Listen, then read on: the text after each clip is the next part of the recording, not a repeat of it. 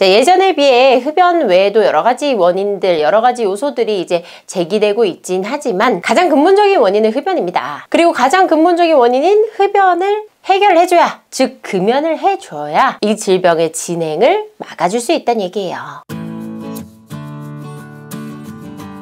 안녕하세요, 내과 전문의 닥터 K입니다. 흡연을 오래 하셨던 분들이라면 누구나 노출될 수 있는 폐질환 중 하나, 좀 생소하신 분들도 계실 텐데 들어보신 분들도 있을 거예요. 만성폐쇄성 폐질환이라는 폐질환이 있어요. 담배를 많이 피우면 폐암이 발생할 수 있다라는 것은 모든 분들이 사실 알고 계시잖아요. 그런데 담배를 많이 피우시는 분들 중에 나중에는 나이가 들면 들수록 거동도 힘들고 조금만 움직여도 숨이 차고, 그래서 결국 산소 호흡기를 계속 코에 꽂고 다녀야 되고, 이렇게 되는 질환이 바로 만성폐쇄성 폐질환이에요. 그래서 폐암처럼 생명과 직결되지는 않아도 생활하는 데 있어서 너무나 무수한 불편함과 생활하기 힘든 그런 여러 가지 상황을 만드는 이 만성폐쇄성 폐질환. 오늘은 이 만성폐쇄성 폐질환이 과연 무엇이고 어떤 증상을 발생시키는지, 그리고 치료 방법은 무엇인지 한번 알아보도록 할게요. 흡연을 하시는 분들뿐 아니라 비흡연자이신 분들도 오늘 영상을 한번 참고해 보시고 자가진단도 한번 해보시는 게 좋을 것 같아요. 자, 먼저 만성폐쇄성 폐질환의 정의부터 살펴볼게요. 이 질환은 대개 유해한 입자나 가스 노출에 의해서 유발된 기도와 폐포의 이상으로 인해서 지속적인 기류 제한과 호흡기계 이상이 발생하는 질환을 의미해요. 특징적으로 숨이 차는 증상이 발생하는데 특히나 빠르게 걷거나 경사가 있는 곳을 오를 때 심해지게 되고요. 기침이나 기침 발작 후에 끈끈한 객담이 배출되는 것, 그리고 지속적으로 점차 심해지는 호흡곤란, 그리고 천명음이나 흉부 압박감 같은 여러 가지 증상이 있어요. 이 만성폐쇄성 폐질환은 서서히 진행하기 때문에 초기에는 가벼운 호흡곤란이나 기침 등의 증상이 발생하게 되고, 병이 진행됨에 따라 호흡곤란이 점점 심해지고 말기에는 심장 기능까지 떨어지게 됩니다. 자, 그렇다면 이러한 만성폐쇄성 폐질환을 유발하는 그런 요인에는 어떤 것들이 있을까요? 앞서 설명드린 것처럼 대부분 장기간의 독성 가스나 입자에 노출되었을 때 이런 장기간 서서히 손상을 입으면서 발생을 하다 보니까 약물 치료로 쉽게 호전이 되지 않고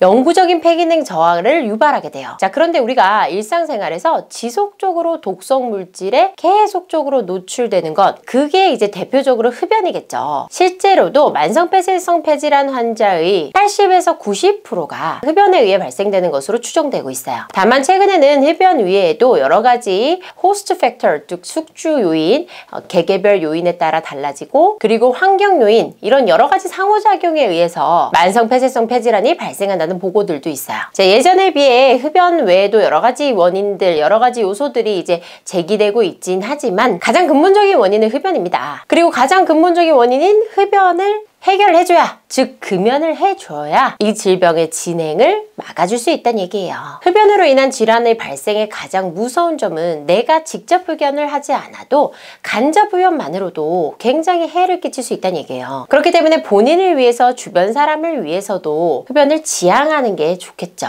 이 밖에도 흡연 외의 독성 물질에 장기간 노출되는 경우라면 직업적 특성으로 분진이나 유해 화학 물질의 흡입이 잦은 경우도 이에 해당이 됩니다. 특히나 이 상황에서 내가 이제 유해물질 흡입이나 분진 흡입이 좀 있는 그런 상황에서 흡연까지 하게 된다면 위험 요소들을 다 갖추고 있는 거니까 높은 확률로 질환이 발생하기 때문에 굉장히 주의하셔야 해요. 자, 그렇다면 이 만성폐쇄성 폐질환 어떠한 증상들이 나타날까요? 이 만성폐쇄성 폐질환은 아까 말씀드린 것처럼 독성 물질에 장기간 노출되었을 때 발생하는 병이다 보니까 초기에는 증상이 대부분 발생하지 않고 나이가 40대 이후에 발병하는 것이 특징적이에요. 이 중에 특징적인 증상은 만성적으로 나타나는 호흡곤란, 기침, 가래예요. 특히 감기 같은 일반 호흡기 질환에 걸리더라도 다른 사람들보다 훨씬 더 증상이 빨리 악화되고 심해진다는 특성이 있어요. 특히나 이제 호흡곤란은 이 질환의 가장 중요한 증상이에요. 이 호흡곤란은 가만히 있을 때보다 걷거나 경사를 오르는 등 활동량이 늘어날 때 점점점 심해진다는 특징이 있어요. 그리고 지속적인 기침이 또 특징인데요. 이 지속적인 기침은 사실 이제 흡연자분들은 담배를 피우니까 내가 그냥 기침을 하지 않나? 이렇게 그냥 생각하는 분들이 많으세요. 그런데 지속적인 기침이 만성폐쇄성 폐질환의 첫 증상 중에 하나예요. 특히나 기침 후에 끈끈한 가래가 같이 나온다면 기관지 확장증까지 동반됐을 가능성이 있기 때문에 내가 흡연자인데 기침이 있고 가래가 동반된다면 그냥 넘어갈 것이 아니고 만성폐쇄성 폐질환에 대해서 한 번쯤 의심을 해봐야 합니다. 자, 그리고 쌕쌕거리는 천명음이 들리는 경우가 있어요. 이 천명음은요, 천식의 증상 중에 하나지만 만성폐쇄성 폐질환에서 들리는 경우도 많습니다. 그리고 흉부 압박감까지 발생하는 경우가 있는데 우측에 보이시는 표를 보면 만성폐쇄성 폐질환을 의심해 볼 수 있는 다양한 증상들을 제가 정리를 해놨어요. 해당되는 항목이 많으신 분들은 가까운 병원에 방문해서 폐기능 검사나 CT 같은 다양한 검사들을 좀 진행해서 확진을 받아봐셔야 합니다. 자, 그럼 이렇게 만성폐쇄성 폐질환을 진단을 받았어요. 그러면은 어떤 치료를 하게 될까요? 이 COPD, 만성폐쇄성 폐질환의 가장 중요한 첫 번째 치료는 교과서적으로 금연이에요.